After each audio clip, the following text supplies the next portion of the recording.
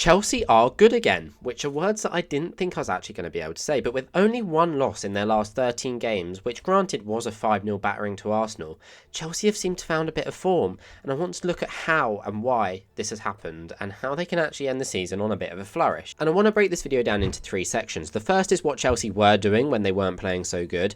The second is what changed, and what are the current tactics that have meant they've picked up form, and finally, how can Chelsea keep this form going in the future. And funny enough, this form seems to coincide with the absence of a very key player.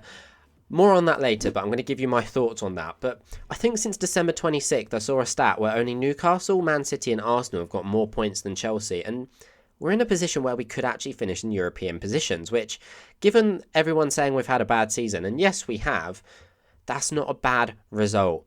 Regardless, let's have a look at how Chelsea lined up when they were bad. So the team would line up a little bit something like this. It's a 4-2-3-1 with Sanchez in goal, Cucurella, Badiashile, Silva and Gusto as the back four, Caicedo and Fernandes as the double pivot, then Sterling, Gallagher and Palmer as the attacking three, and Jackson up top. Now, whilst this team defensively wasn't bad, scoring was their main issue, and I think they were good defensively because they dropped into this 4-4-2. Something a bit like this. Gallagher would end up being a second striker. And I think this worked because it just meant that the lines were very close together. It was hard for opposition to break us down. But similarly, it was also hard for us to then go and attack. I think we lacked the attacking transition that really allowed us to go and score against the opponents, which is the main thing I think that's changed with Chelsea's recent form. And I think the main issue with this formation was actually where the players had to be. Now, as we go back into this 4-2-3-1, we look at some key players in this team. Now, the first of all is Sanchez. I don't know why Chelsea signed him. I'm not going to lie. I don't think he's been brilliant. Certainly only second choice worthy. But the main thing about this squad is actually the positions of Fernandes and Gallagher. Now, both are pretty different players, but can play in similar positions. Pochettino's team put a lot of emphasis on the fullbacks. He is known for creating overloads using the fullbacks, pushing Cucurella and Gusto really high. And then it meant that we could go into something a bit more like this, with a very tight attacking line, with Cucurella and Gusto being able to attack high and get crosses into the box for someone like Jackson to try and get onto. Now, whilst this was great, I think we found a major problem with the positions of Gallagher and Fernandes. Now, you look at Fernandes, in every metric, he is simply a phenomenal player, which is why Chelsea paid £100 million for him. His passing is incredible, his attacking numbers aren't that bad, and he is a good player. And similarly, Gallagher is an absolute workhorse. If you look at his pressing metrics, he is insane. He can press and push the opposition so quickly that it gives them no time to do anything, which is why Gallagher has to play as the number 10. He has to play higher up the pitch so that as soon as we lose possession, he can jump onto the opponents and press them. And similarly, building out in this 2-4-4 formation almost, Enzo has to be deep so he can pick the ball up. Badiashile and Silva aren't necessarily brilliant at... Badiashile and Silva aren't necessarily the best ball-playing centre. Caicedo definitely is not that kind of player, and I don't think Gallagher would be either, which is why Fernandes is played deep. Now, what I do like is it does mean that Fernandes can join the attacking line as well. There's nothing... We did see a couple times he would push high into almost a number 10 position. The problem when he did this is that getting back is not exactly his forte. He's not quick. So by the time he's got back into his defensive midfielder position, the opposition have already passed him and he's in a bit of trouble. So you're probably thinking the simple solution would have just been to have swapped Enzo and Gallagher. Why not play Enzo, your more creative player, as the number 10, and Gallagher as the second double pivot, who is going to be a box-to-box midfielder for you? Well, for starters, Enzo Fernandez in a 4-4-2 cannot play as a second striker. He is not good enough at pressing to play that role. And similarly, as I mentioned earlier, building out from the back, Gallagher is not the right kind of player you want linking the midfield and the attack. Yes, he's great at dribbling, don't get me wrong, and his passing's certainly not the worst, but he's just not what Fernandes is. Fernandes, this is where he excels, is linking up the play. And if you swap these two around, you then struggle both defensively and in attacking transition. Defensively, you don't have the press that you do when you have Gallagher up front, and similarly in attacking transition you don't have the ball playing midfielder that you have in Enzo Fernandez. So by playing Gallagher and Fernandez in this way, it really limited Chelsea into how they could play and the style of play that they were forced into. There was pretty much no other option, and especially when your alternative midfielders are Lavia and Ugachukwu and players like that, they're more Caicedo players than they are Enzo Fernandez players. And I think that is where Chelsea's limitations were. So much reliance was on Gallagher in the attacking line, who is not bad. I think he's got something like 5 goals, 7 assists. I have it written down somewhere. 5 goals, 7 assists. So he's not been bad. But he's not what you want in the attack, and that is why Chelsea struggled to score goals. And similarly, Palmer on this right-hand side. Now, he was phenomenal on this right-hand side, but we're going to get into how he has become even better. So let's take a look at what has changed and how Chelsea now set up. Now, the current formation looks a bit more like this. Now, I mentioned about how you need Gallagher in the attacking line.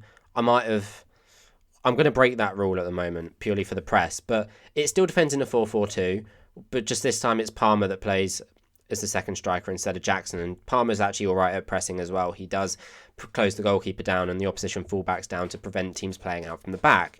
Now, I spoke about Sanchez, and Petrovic did come in when Sanchez got injured, and actually Petrovic has been great. He's not been the best goalkeeper ever, and I do think he's probably deservedly of going out on a loan to be a number one somewhere else next season, but he's been alright. We can't complain too much. And the other notable position that's dropped is Enzo Fernandez. I spoke earlier in the intro about how our form has coincided with a key player disappearing, and that is since Fernandez has been injured. With Ugachukwu and Lavia also injured, who plays that double pivot role alongside Caicedo has been the main topic, and the only real option is Gallagher. So we've had no other option but to drop Gallagher into the CDM role. What I like about this though is you've almost swapped Enzo Fernandez for a winger. By taking Enzo Fernandez out, well, obviously he got injured. I don't think it was necessarily a tactical reason, but it meant you've dropped Gallagher, you move Palmer to the middle, and so Madueke comes out on the right. And also Sterling's in, and also Mudrik's in instead of Sterling as well. And the other notable difference is Chalobah at right back, and I'm going to get onto that in a minute. But Chalobah at right back has been also a crucial, essential part of this new tactic that Chelsea have been using. So what is this new secret tactic that Chelsea are using? Well, it appears that Pochettino has finally watched a bit of Pep Guardiola and a bit of Mikel Arteta, and I think he's discovered what an inverted fullback is. And this is where I'm now going to introduce you to a man with the best head of hair I have seen since David Luiz at Chelsea Football Club.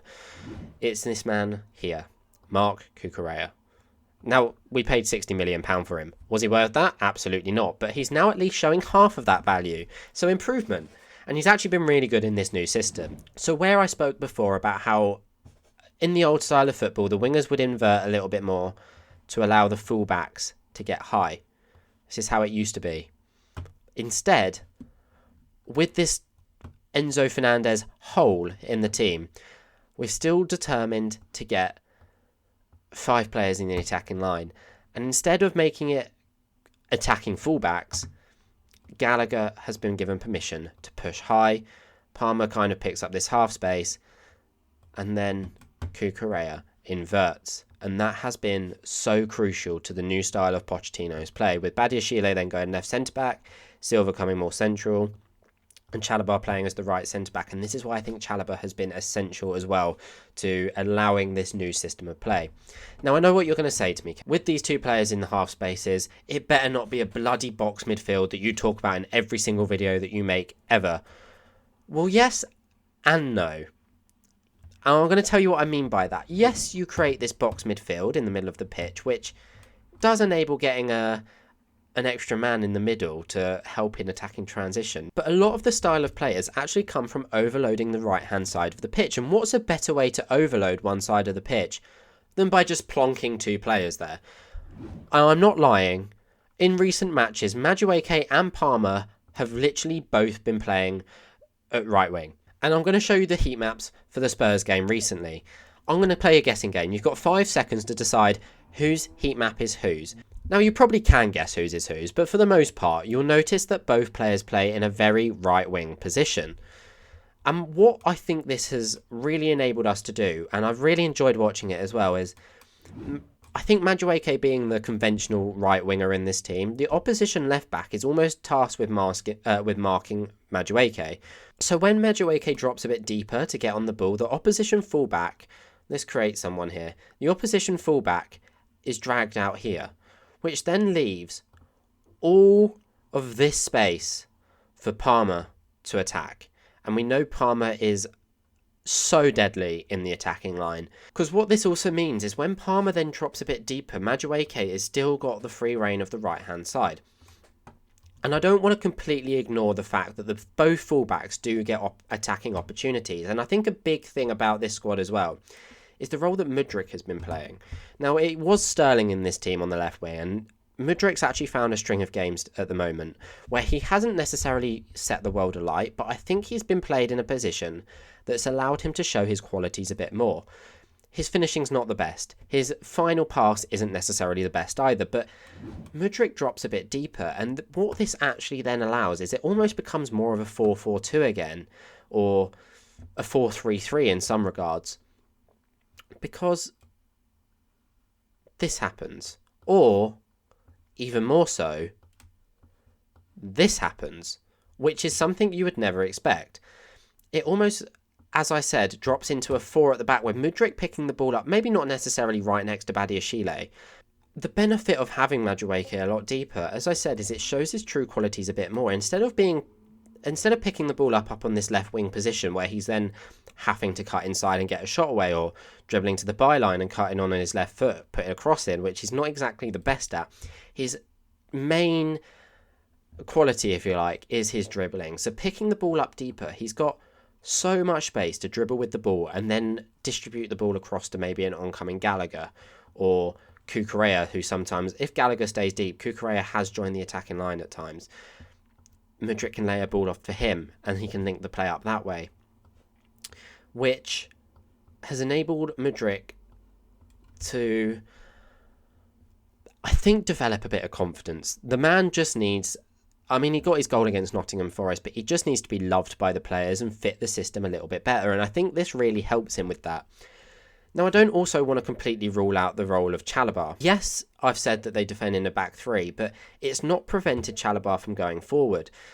Palmer's given this free role where he can drop between the lines. He can pick the ball up here. He can also pick the ball up in the box. This man can literally run anywhere on the right-hand side of the pitch that he wants. Sometimes you'll even see him picking the ball up down here. He's just a free man because he's so good that he's just given a free role. Just roam wherever you want. Chalobah is allowed to go forward. With Palmer dropping a bit deeper sometimes to pick up the ball, Caicedo drops into a right centre-back position. And I'm not saying Palmer ends up as a right CDM, but he picks the ball up a little bit deeper. Madueke can then come inside, and Chalobah does push up into a right winger position. I mean, he's pretty much an attacking fullback at this point. Again, to put crosses into the box, or find a cutback. But it has happened, and so they've got this rotation going on the right-hand side that has helped overload this side of the pitch, which also then isolates Mudryk against the right back and gives him a greater opportunity in a 1-versus-1. But we see the likes of Pep, Arteta and Ange Postecoglou, who are all using this new system of building in a 3-2-5, and Chelsea have been doing it recently and it's really been working, and I really hope that they stick with this and just let it happen because it's working. And the main quality of having this 3-2-5 is if you're in attack and you lose the ball, you've got 5 players ready to counter-press. And I think Chelsea, considering their PPDA is one of the best in the league, by pushing and pressing high, when you then win the ball back, you're almost set perfectly for an attacking opportunity. And again, that's where so many goals have come from. By pressing high and winning the ball back, it just means you're halfway up the pitch already to start your attacks rather than starting from the goalkeeper, which when we had Sanchez, so much of the play would end up going back to Sanchez and then building out from the back again. And by that point, the opposition have gone back into their defensive structure and you're a bit stuck. And that's why we couldn't score. But I have some concerns with this team going forward and how certain players are going to fit in. So let's have a look. How could this team keep their form going forward? Now, I've dropped it back into the 4-2-3-1 just so we can see what the lineup changes would look like. But I've got 5 players that I want to say are key that potentially deserve to be in this team next season. Now, the first main thing is the centre-back position. I think the centre-back position needs addressing. Now, we know Thiago Silva is leaving the club. We know that. So out he goes. Who comes in at right centre-back? Now, I think if he's fit, Wesley Fofana probably should fit into this team. But in my opinion, you're looking at this man here. Chalobah going at right centre-back. And the first player that I then want to fit in is Reece James.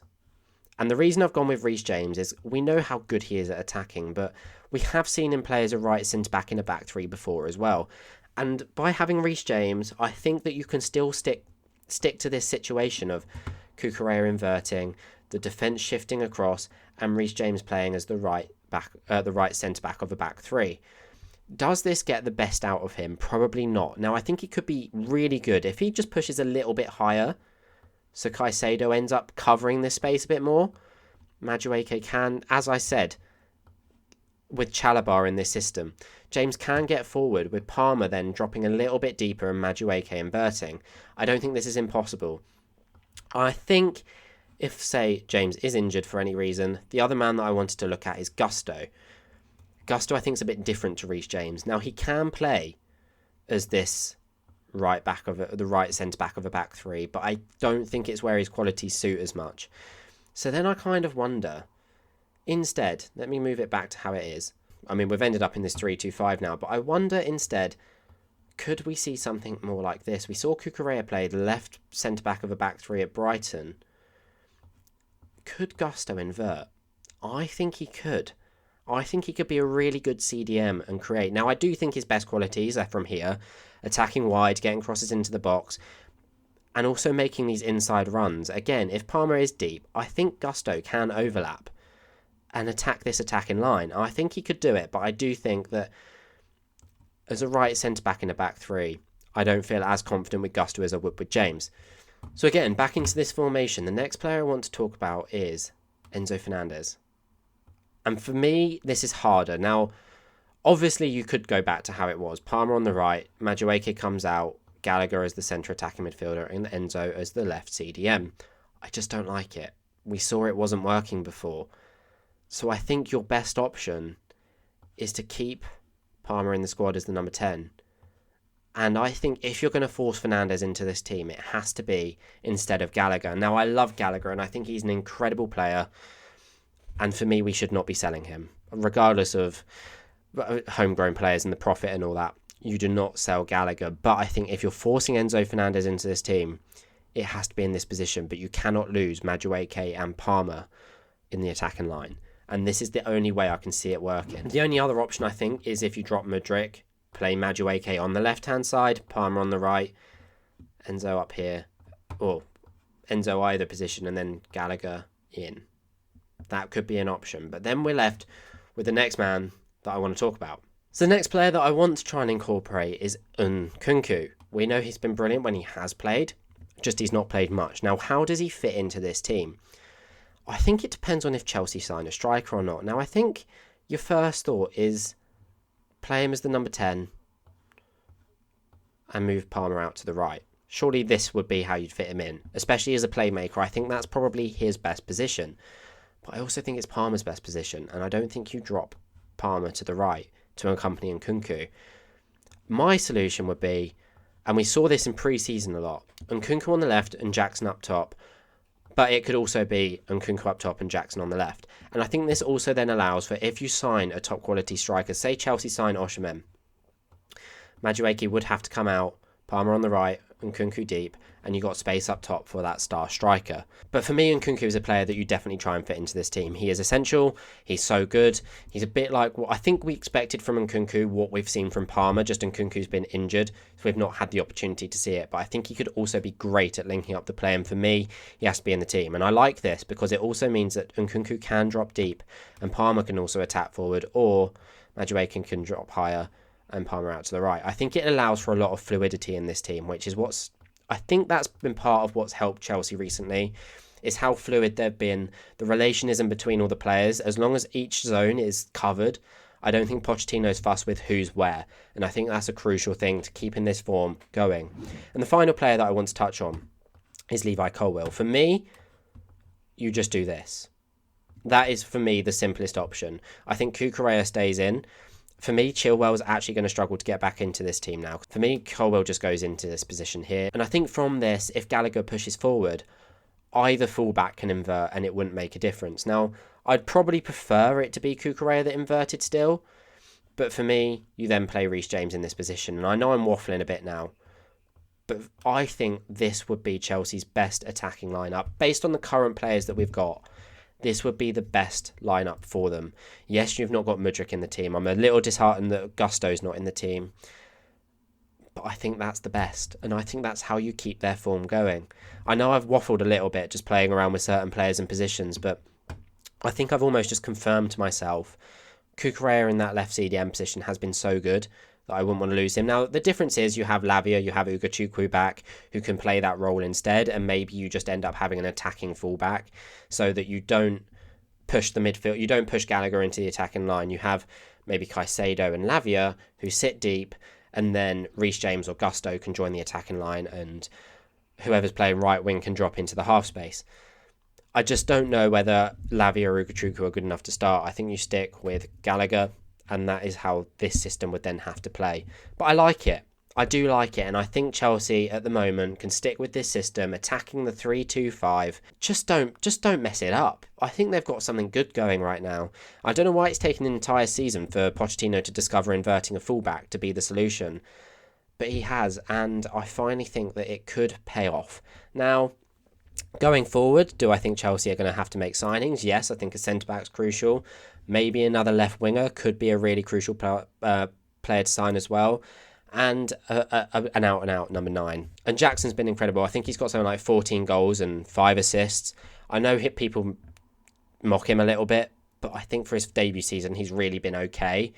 But if you can get an Osimhen or a Lautaro Martinez, or I'm not convinced by Ivan Toney, but Ivan Toney, then I think you go for that. And you just have to accept Jackson on the left or Jackson as the backup striker. But there you have it. I think that is how Chelsea have turned their season around, how they could potentially get top 6. I can't believe I'm saying it again. But regardless, let's hope this Chelsea form continues. I hope you've learned something today, and thank you all for watching. If you want to see an example of when Chelsea were shit, check out this video here where we got battered by Liverpool's kids. I was not happy this day. Anyway, I'll see you guys soon with another video. Thank you for watching.